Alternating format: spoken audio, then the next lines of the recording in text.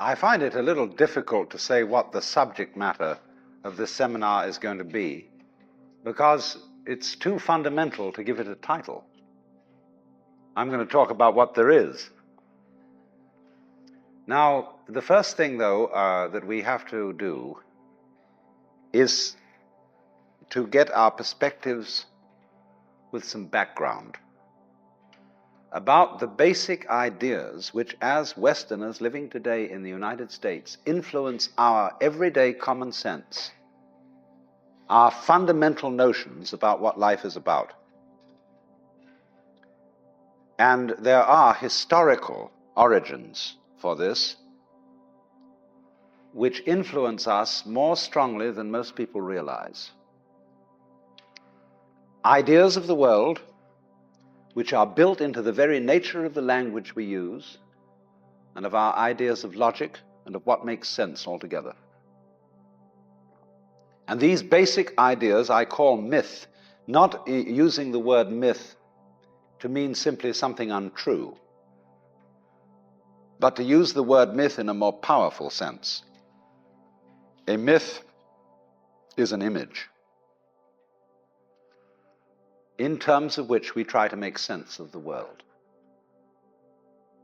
Now, for example, a myth in a way is a metaphor. If you want to explain electricity to someone who doesn't know anything about electricity, you say, well, you talk about an electric current. Now, the word current is borrowed from rivers. It's borrowed from hydraulics. And so you explain electricity in terms of water. Now, electricity is not water. It behaves actually in a different way, but there are some ways in which the behavior of water is like the behavior of electricity, and so you explain it in terms of water. Or if you're an astronomer and you want to explain to people what you mean by an expanding universe and curved space, you say, well, it's as if you had a black balloon, and there are white dots on the black balloon, and those dots represent galaxies. And as you blow the balloon up, uniformly, all of them grow and grow farther apart. But you're using an analogy. The actual universe is not a balloon with white dots on it. So in the same way, we use these sort of images to try and make sense of the world, and we at present are living under the influence of two very powerful images, which are, in the present state of scientific knowledge, inadequate. And one of our major problems today is to find an adequate, satisfying image of the world. Well, that's what I'm going to talk about. And I'm going to go further than that, not only what image of the world to have, but how we can get our sensations and our feelings in accordance with the most sensible image of the world that we can manage to conceive. All right, now, the two images which we have been working under for 2,000 years and maybe more are what I would call two models of the universe, and the first is called the ceramic model, and the second, the fully automatic model. The ceramic model of the universe is based on the book of Genesis, from which Judaism, Islam, and Christianity derive their basic picture of the world. And the image of the world in the book of Genesis is that the world is an artifact. It is made.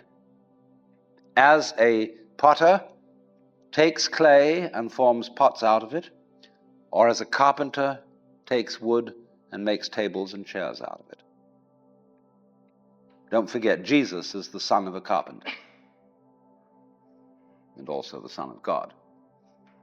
So the image of God and of the world is based on the idea of God as a technician, potter, carpenter, architect, who has in mind a plan and who fashions the universe in accordance with that plan.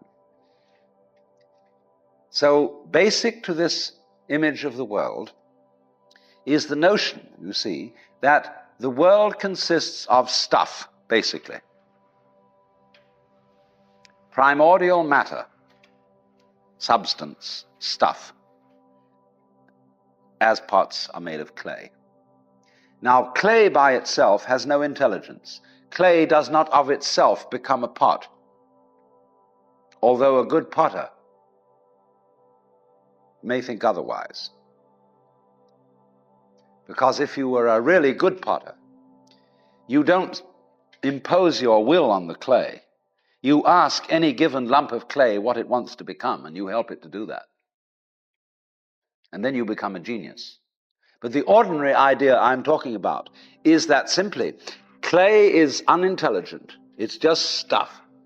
And the potter imposes his will on it and makes it become whatever he wants.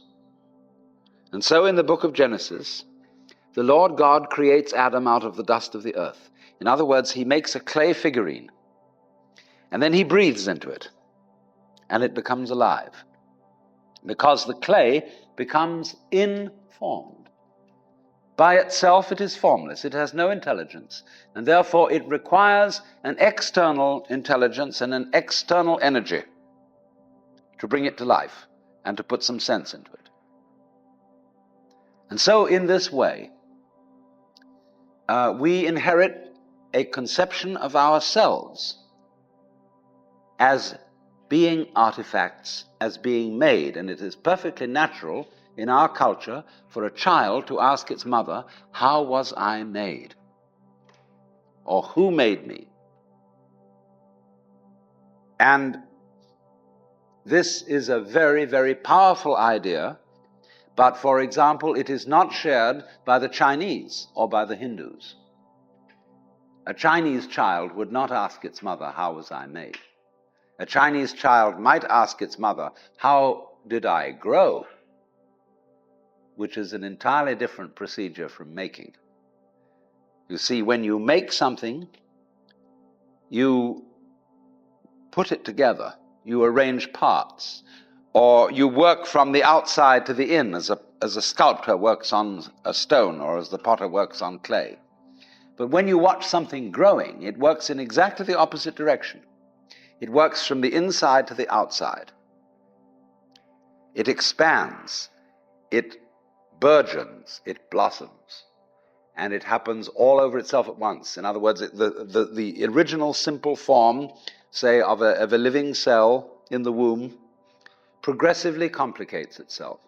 And that's the growing process, and it's quite different from the making process. But we have thought historically, you see, of the world as something made, the idea being that trees, for example, are constructions, just as tables and houses are constructions. And so there is, for that reason, a fundamental difference between the made and the maker. And this image, this ceramic model of the universe, originated in cultures where the form of government was monarchical, and where, therefore, the maker of the universe was conceived also at the same time in the image of the king of the universe. King of kings, Lord of lords, the only ruler of princes, who dost from thy throne behold all dwellers upon earth. I'm quoting the Book of Common Prayer. And so all those people who are oriented to the universe in that way feel related to basic reality as a subject to a king. And so they are on very, very humble terms in relation to whatever it is that works all this thing. I find it odd in the United States that people who are citizens of a republic have a monarchical theory of the universe, because we are carrying over from the very ancient Near Eastern cultures the notion that the Lord of the universe must be respected in a certain way. People kneel, people bow, people prostrate themselves. Because and you know what the reason for all that is? That nobody is more frightened of everybody else than a tyrant. He sits with his back to the wall, and his guards on either side of him. And he has you face downwards on the ground because you can't use weapons that way. When you come into his presence, you don't stand up and face him because you might attack. And he has reason to fear that you might because he's ruling you all. And the man who rules you all is the biggest crook in the bunch, because he's the one who's succeeded in crime. The other people are pushed aside because the criminals, the people we lock up in jail, are simply the people who didn't make it. So naturally, the real boss sits with his back to the wall and his henchmen on either side of him. And so when you design a church, what does it look like? Catholic church with the altar as it used to be. It's changing now because the Catholic religion is changing. But the Catholic church has the altar with its back to the wall at the east end of the church. And there, the altar is the throne, and the priest is the chief vizier of the court, and he is making obeisance to the throne in front, but there is the throne of God, the altar. And all the people are facing it and kneeling down. And a great Catholic cathedral is called a basilica, from the Greek basileus, which means king. So a basilica is the house of a king. And the ritual of the Catholic Church is based on the court rituals of Byzantium.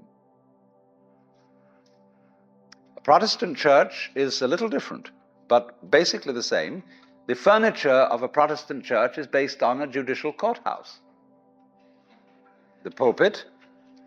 The judge in an American court wears a black robe. He wears exactly the same dress as a Protestant minister. And everybody sits in these boxes. Like there's a jury box, there's a box for the judge, there's a box for this, a box for that. And those are the pews in an ordinary kind of colonial type Protestant church. So both these kinds of churches, which have an autocratic view of the nature of the universe, decorate themselves, are architecturally constructed in accordance with political images of the universe. One is the king and the other is the judge, Your Honor. There's sense in this. When in court you have to refer to the judge as Your Honor, it stops the people engaged in litigation from losing their tempers and getting rude. There's a certain sense to that. But when you want to apply that image to the universe itself, to the very nature of life, it has limitations. For one thing, the idea of a difference between matter and spirit. This idea doesn't work anymore.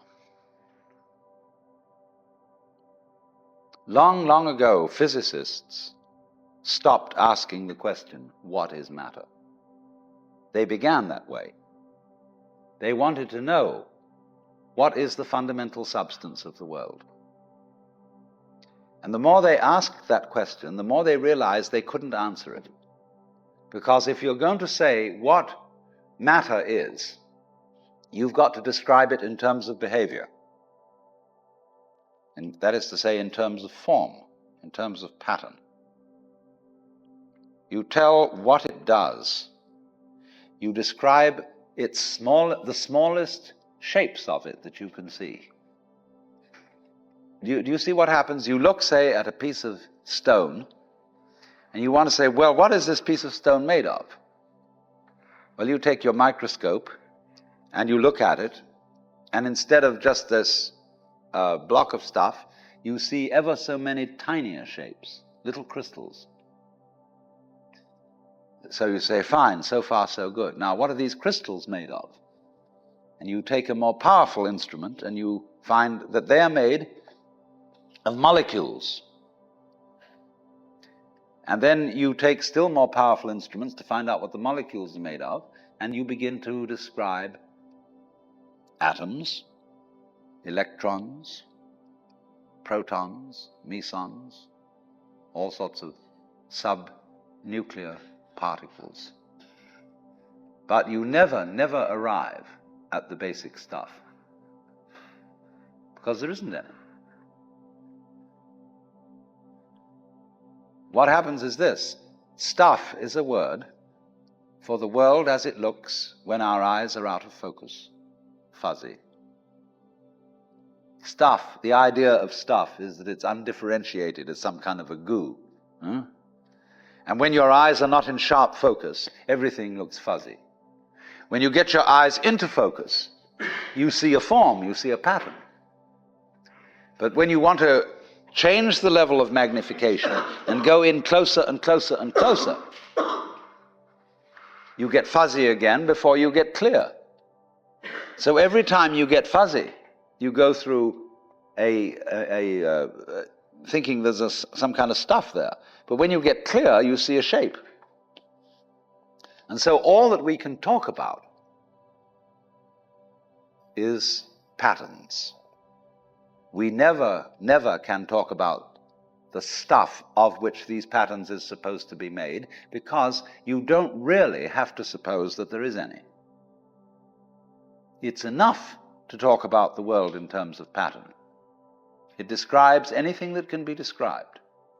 And you don't really then have to suppose that there is some stuff which constitutes the essence of the pattern in the same way that clay constitutes the essence of pots.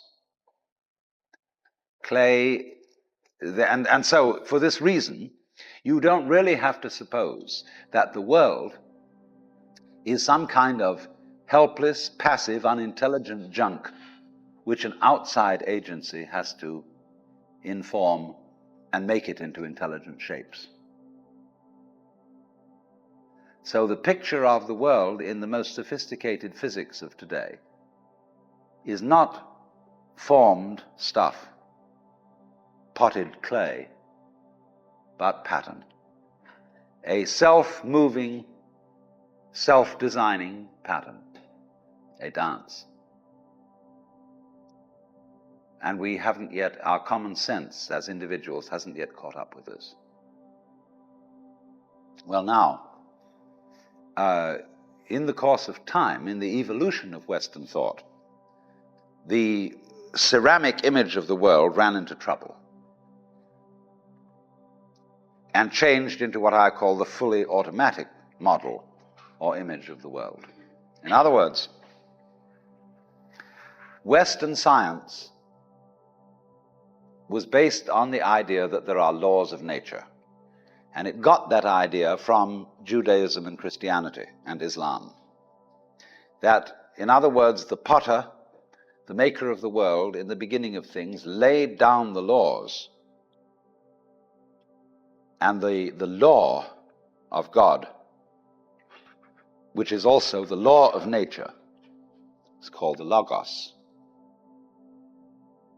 And in Christianity, the Logos is the second person of the Trinity, incarnate as Jesus Christ, who thereby is the perfect exemplar of the divine law.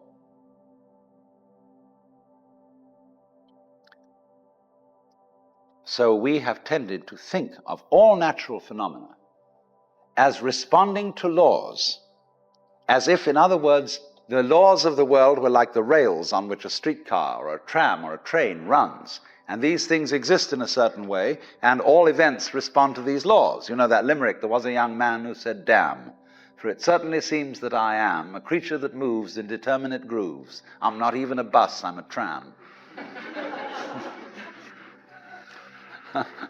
So, here's this idea that there's a kind of a plan, and everything responds and obeys that plan. Well, in the 18th century, Western intellectuals began to suspect this idea. What they suspected is whether there is a lawmaker,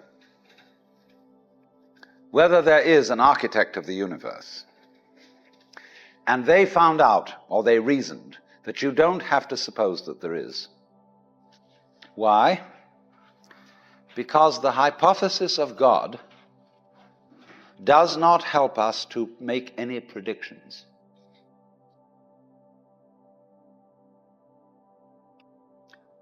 nor does it... in other words, let's put it this way. If the business of science is to make predictions about what's going to happen, science is essentially prophecy. What's going to happen? By studying the behavior of the past and describing it carefully, we can make predictions about what's going to happen in the future. That's really the whole of science. And to do this, and to make successful predictions, you do not need God as a hypothesis, because it makes no difference to anything. If you say everything is controlled by God, everything is governed by God, that doesn't make any difference to your prediction of what's going to happen.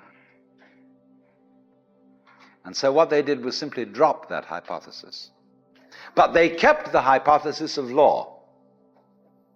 Because if you can predict, if you can study the past and describe how things have behaved, and you've got some regularities in the behavior of the universe, you call that law.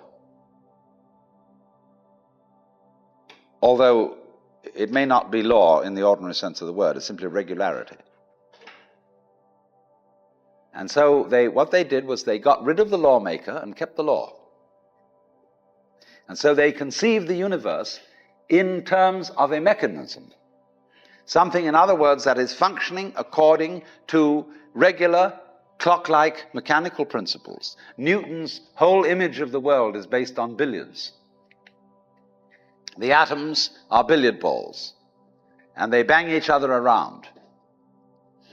And so your behavior, every individual, therefore, is defined as a very, very complex arrangement of billiard balls, being banged around by everything else. And so behind the fully automatic model of the universe is the notion that reality itself is, to use the favorite term of 19th century scientists, blind energy.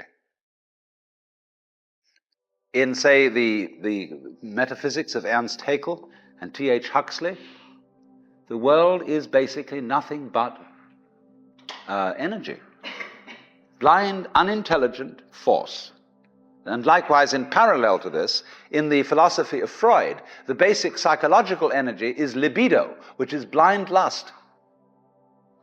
And it is only a fluke. It is only as a result of pure chances that, resulting from the exuberance of this energy, there are people with values, with reason, with languages, with cultures, and with love. Just a fluke.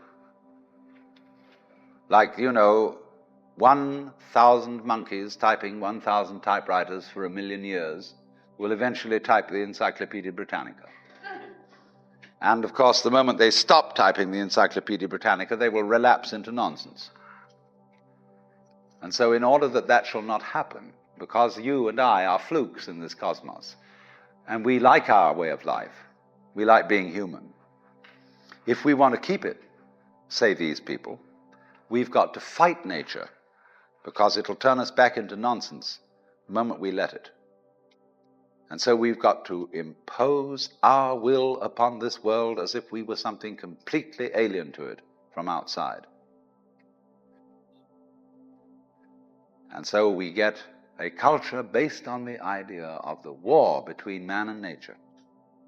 And we talk about the conquest of space, the conquest of Everest, and the great symbols of our culture are the rocket and the bulldozer.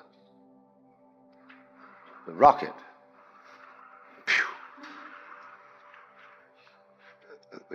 Compensation for the sexually inadequate male. Boom! Real libido. So we're going to conquer space.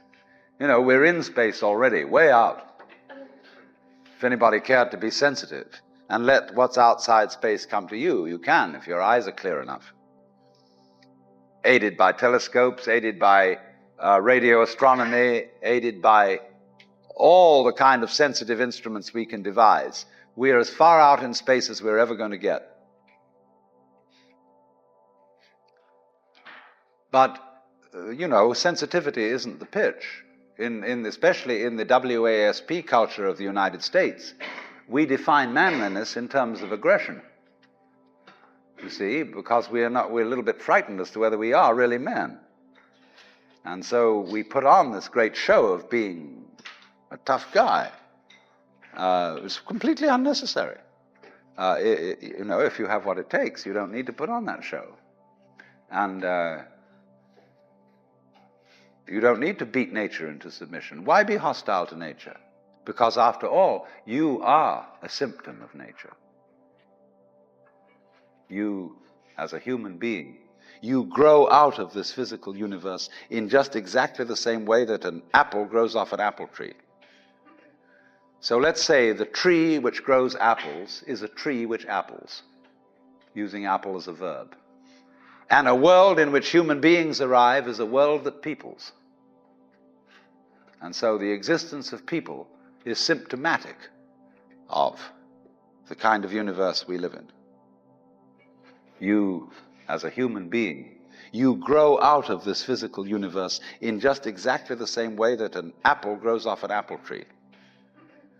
So let's say the tree which grows apples is a tree which apples, using apple as a verb. And a world in which human beings arrive is a world that peoples. And so the existence of people is symptomatic of the kind of universe we live in. Just as spots on somebody's skin are symptomatic of chickenpox.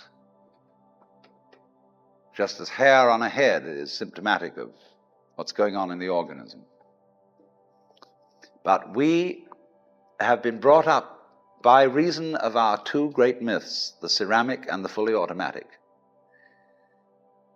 not to feel that we belong in the world. So our popular speech reflects it. We say, I came into this world. You didn't. You came out of it. We say, face facts.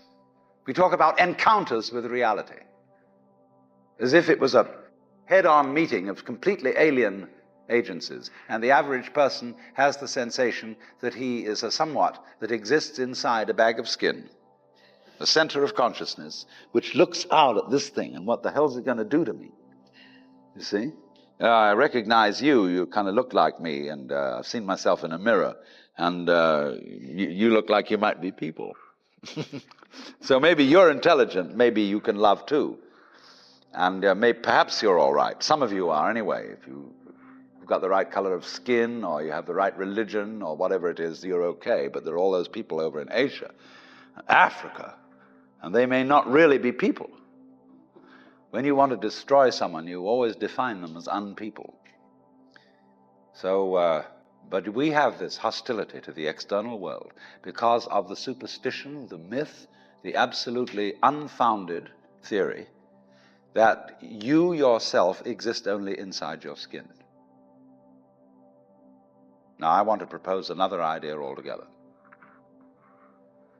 You know, there are astronomers. There's two great theories going on in astronomy about the origination of the universe. One is called the explosion theory, and the other is called the steady state theory. The steady state people say there never was a time when the world began. It's always expanding, yes, but always as a result of free hydrogen in space.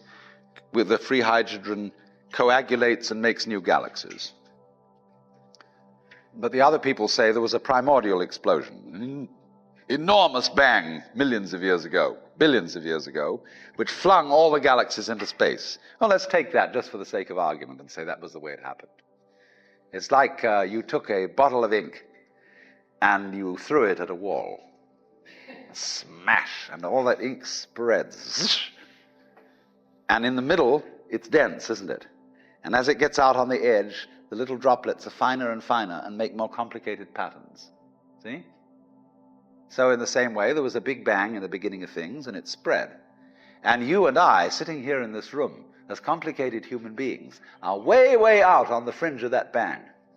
We're the complicated little patterns on the end of it. Very interesting.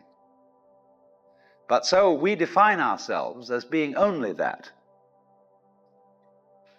If you think that you are only inside your skin, you define yourself as one very complicated little curlicue, way out on the edge of that explosion, way out in space and way out in time. Billions of years ago, you were a big bang. But now you're a complicated human being. And then we cut ourselves off like this and don't feel that we're still the Big Bang. But you are. Depends how you define yourself. You are actually, if this is the way things started, if there was a Big Bang in the beginning, you're not something that is a result of the Big Bang. You're not something that is a sort of puppet on the end of the process. You are still the process. You are the Big Bang, the original force of the universe, coming on as whoever you are. See, when I meet you, I see not just what you define yourself as, Mr. So-and-so, Miss So-and-so, Mrs. So-and-so. I see every one of you as the primordial energy of the universe coming on at me in this particular way. I know I'm that too. But we've learned to define ourselves as separate from it. And so what I would call a kind of a basic problem we've got to go through first is to understand that there are no such things as things. That is to say, separate things or separate events. That is only a way of talking.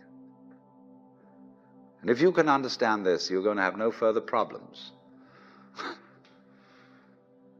I once asked a group of high school children, what do you mean by a thing? And first of all, they gave me all sorts of synonyms. They said it's an object, which is simply another word for a thing. It doesn't tell you anything about what you mean by a thing. And finally, a very smart girl from Italy who was in the group said a thing is a noun. And she was quite right. A noun isn't a part of nature, it's a part of speech. There are no nouns in the physical world. There are no separate things in the physical world either. See, the physical world is wiggly. It's something like this.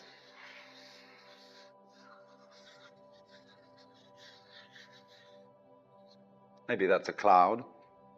But clouds, mountains, trees, people are all wiggly. And only when human beings get working at things, they build buildings in straight lines and try and make out that the world isn't really wiggly.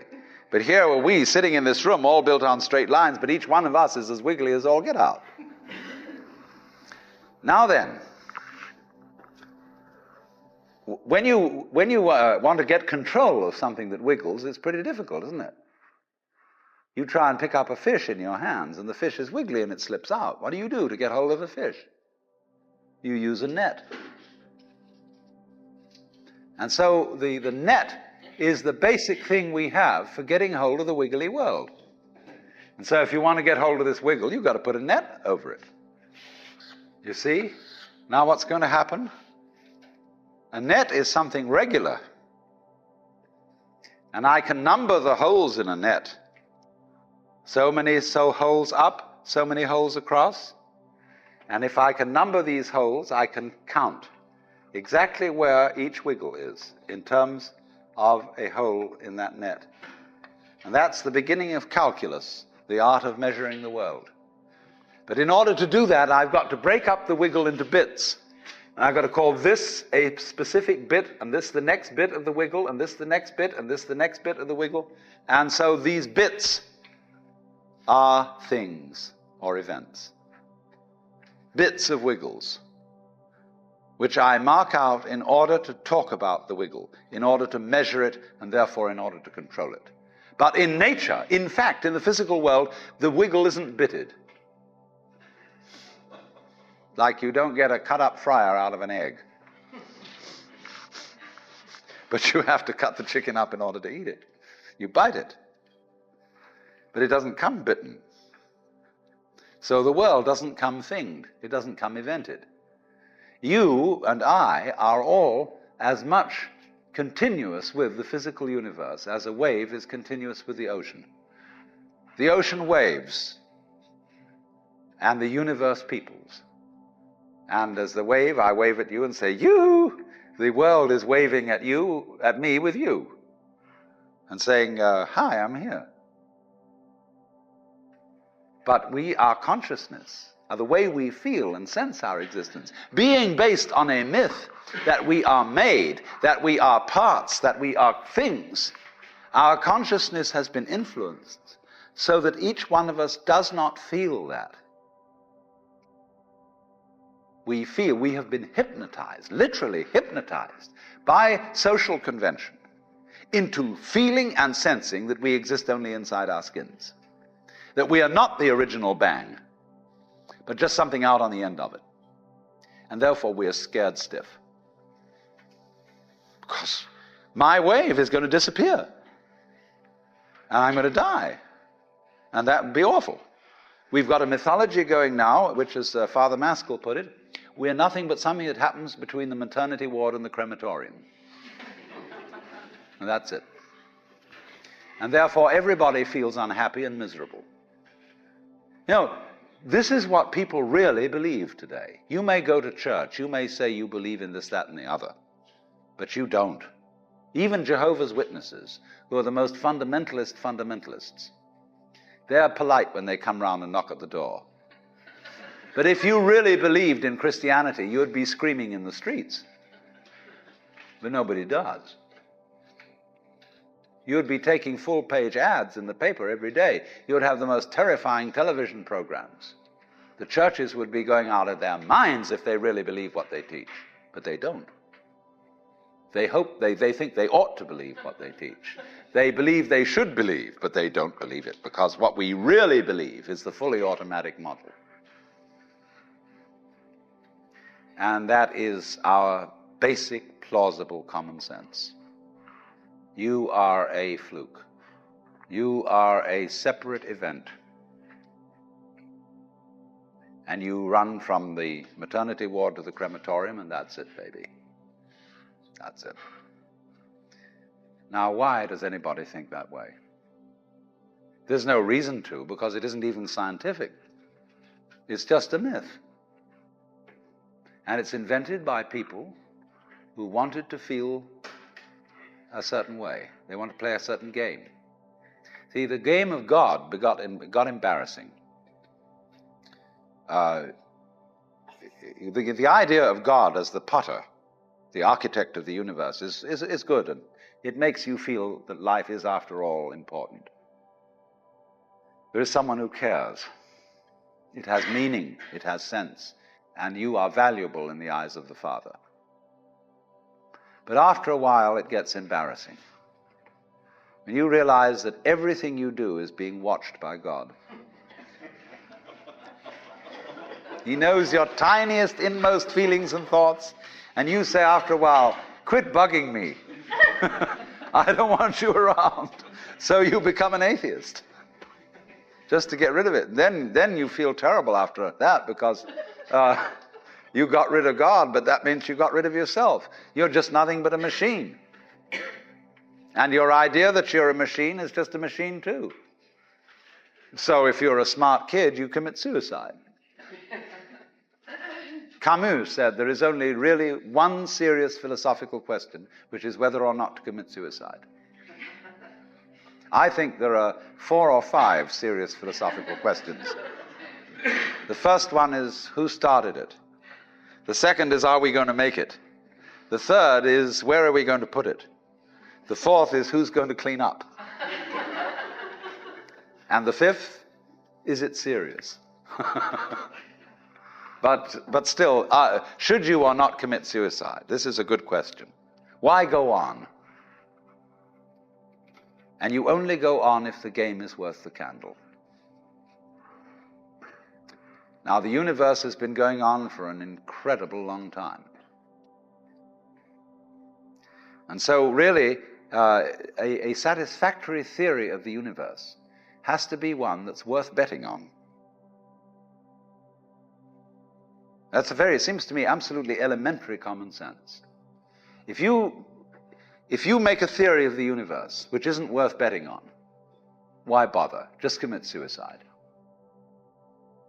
But if you want to go on playing the game, you've got to have an optimal theory for playing the game. Otherwise, there's no point in it. But the people who coined the fully automatic theory of the universe were playing a very funny game. What they wanted to say was this: all you people who believe in religion are old ladies and wishful thinkers. You've got a big daddy up there and you want a comfort and thing, but life is rough. Life is tough. And success goes to the most hard-headed people. That was a very convenient theory when the European-American world was colonizing the natives everywhere else. They said, we are the end product of evolution, and we're tough, see. I'm a big, strong guy because I face facts, and life is just a bunch of junk, and I'm going to impose my will on it and turn it into something else, you see. And I'm real hard. See, that's a way of flattering yourself. And so it has become academically plausible and fashionable that this is the way the world works. In academic circles, no other theory of the world than the fully automatic model is respectable. Because if you're an academic person, you've got to be an intellectually tough person. You've got to be prickly. See, there are basically two kinds of philosophy. One's called prickles, the other's called goo. And prickly people are precise, rigorous, logical. They like everything chopped up and clear. Goo people like it vague. For example, in physics, prickly people believe that the ultimate constituents of matter are particles. Goo people believe it's waves. And in philosophy, prickly people are logical positivists and goo people are idealists. And they're always arguing with each other. But what they don't realize is that neither one can take his position without the other person. Because you wouldn't know you advocated prickles unless there was somebody else advocating goo. You wouldn't know what a prickle was unless you knew what goo was. Because life is not either prickles or goo, it's gooey prickles and prickly goo. And they go together like back and front, male and female. And that's the answer to philosophy. See, I'm a philosopher, and I'm not going to argue very much, because if you don't argue with me, I don't know what I think. So if we argue, I say thank you, because owing to the courtesy of your taking a different point of view, I understand what I mean, so I can't get rid of you. But however, you see, this whole idea that the universe is just nothing at all but unintelligent force playing around, not even enjoying it, is a put-down theory of the world. People who had an advantage to make, a game to play, by putting it down, and making out that because they put the world down, they were a superior kind of people. So, that just won't do. We've had it. Because if you seriously go along with this idea of the world, you're what is technically called alienated. You feel hostile to the world. You feel that the world is a trap. It is a mechanism, it's electronic and neurological mechanisms into which you somehow got caught. And you, poor thing, have to put up with being in a body that's falling apart, and that gets cancer, that gets the Great Siberian Itch, and it's just terrible. And these mechanics, doctors, are trying to help you out, but they really can't succeed in the end. And you're just going to fall apart, and it's a grim business, and it's too bad. So if you think that that's the way things are, you may as well commit suicide right now. Unless you say, well, I daren't, because there really, after all, there might be eternal damnation in the back of the thing if I did that. Or then I identify with my children or something, and I think of them going on and without me and nobody to support them. But of course, if I do go on in this frame of mind and continue to support them, I shall merely teach them to be like I am. And they'll go on dragging it out to support their children, and they won't enjoy it, and they'll be afraid to commit suicide, and so will their children. They all learn the same lesson. So you see, all I'm trying to say is that the basic common sense about the nature of the world that is influencing most people in the United States today, the fully automatic model, is simply a myth. If you want to say that the idea of God the Father with his white beard on the golden throne is a myth, in the bad sense of the word myth, so is this other one. It's just as phony and has just as little to support it as being the true state of affairs. Why? And let's get this clear. If there is any such thing at all as intelligence and love and beauty, well, you found it in other people. In other words, it exists in us as human beings. And as I said, if it is there in us, it is symptomatic of the scheme of things. We are as symptomatic of the scheme of things as the apples are symptomatic of the apple tree or the rose of the rose bush.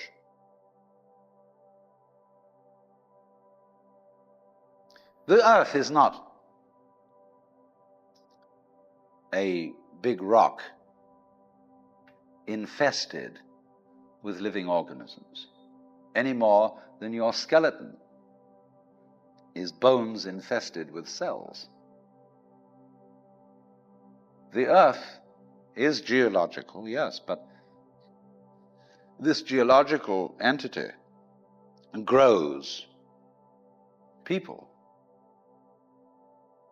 And our existence on the earth is a symptom of the solar system and its balances, as much as the solar system in turn is a symptom of our galaxy.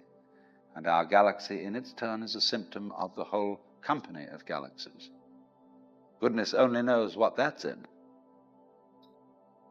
But you see, when as a scientist you describe the behavior of a living organism, you try to say what a person does. It's the only way in which you can describe what a person is. Describe what they do. Then you find out that in making this description, you cannot confine yourself to what happens inside the skin. In other words, you can't talk about a person walking unless you start describing the floor. Because when I walk, I don't just dangle my legs in empty space. I move in relationship to a room. And so in order to describe what I'm doing when I'm walking, I have to describe the room. I have to describe the territory. So in describing my talking at the moment, I can't describe this just as a thing in itself because I'm talking to you. And so what I'm doing at the moment is not completely described unless your being here is described also. So if that is necessary, if in other words, in order to describe my behavior, I have to describe your behavior and the behavior of the environment, it means that we've really got one system of behavior. That what I am involves what you are. I don't know who I am unless I know who you are.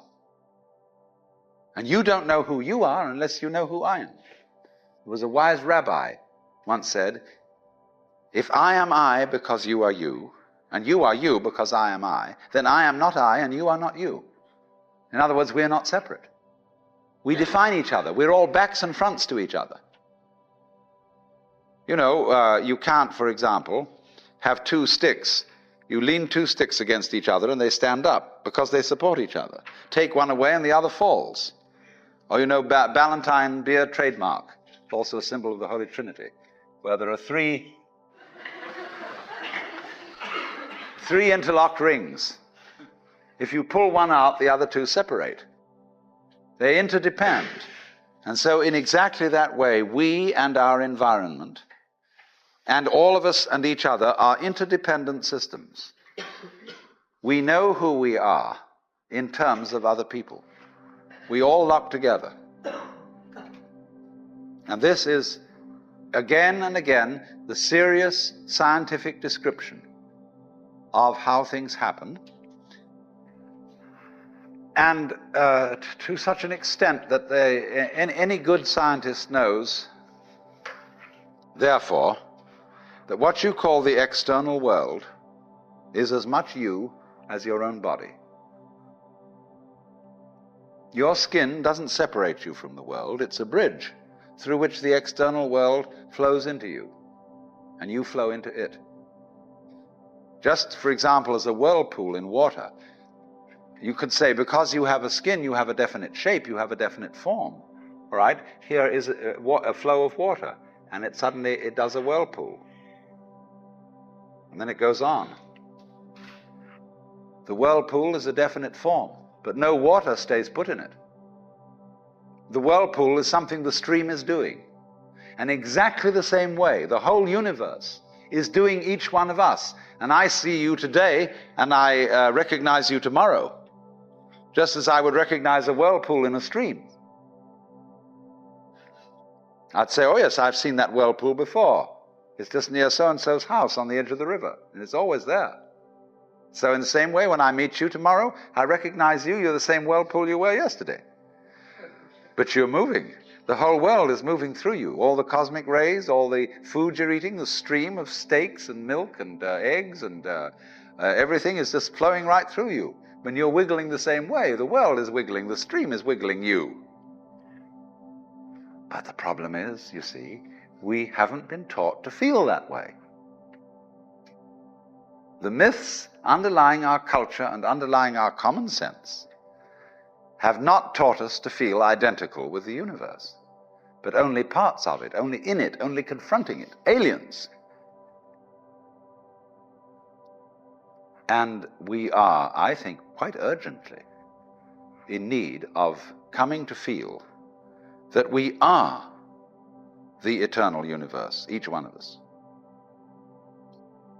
Otherwise, we're going to go out of our heads. We're going to commit suicide, collectively, with courtesy of H-bombs. And, all right, supposing we do, well, that will be that, and there will be life making experiments on other galaxies. Maybe they'll find a better game.